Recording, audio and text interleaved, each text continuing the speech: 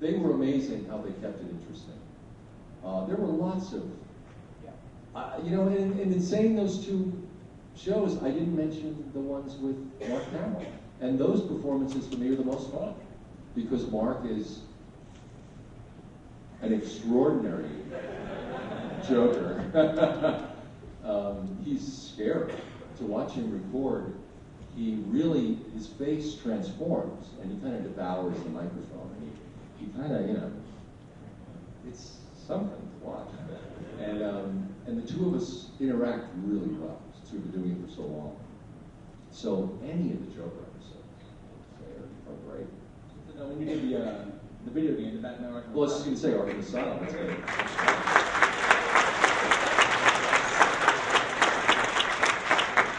Did that adhere to the same sort of style where they had those two together in the booth, or is that apart? Yeah, and you know, interesting, because I live in New York, and when I started the show, I was living in LA. Eventually I moved back to New York.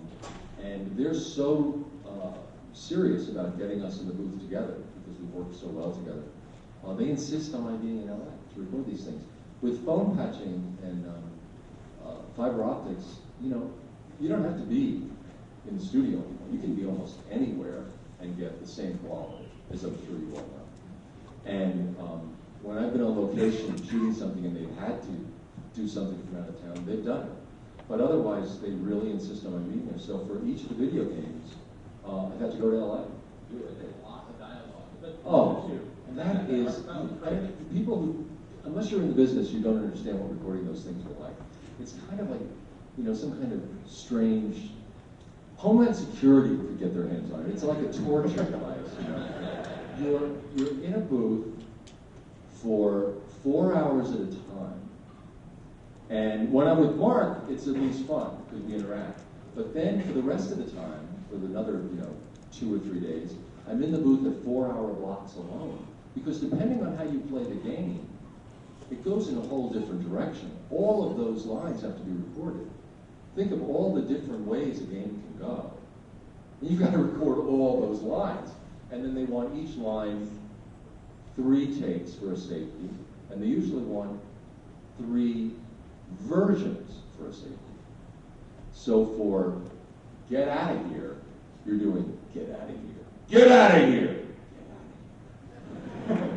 And then 3 takes to make sure for safety that one of them will last. And then someone from either Warner Brothers or the computer game company will wander in constantly. You see his hands wandering in and out. And they'll say, can you do that again? And can you give us a little more, I don't know, can you like him more? When you say get out of here, you say, get out of here. Because you know that's too much. Keep more of the, you know, the anger, but like him. Get out of here. No, hate him now. Hate him but like him. So we want you to hate him but like him, but you know, keep it intimate. I'm not exaggerating. These are the kind of notes you get. And by the end of the day, you're like, ah! So this goes on for 4-hour blocks.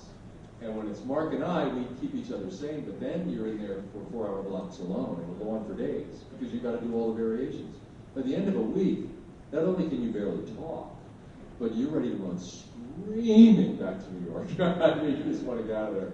So I know they're fan favorites, and they're huge money makers. The games have done incredible. They're just home runs. But in terms of recording them, they're like some kind of Homeland Security torture.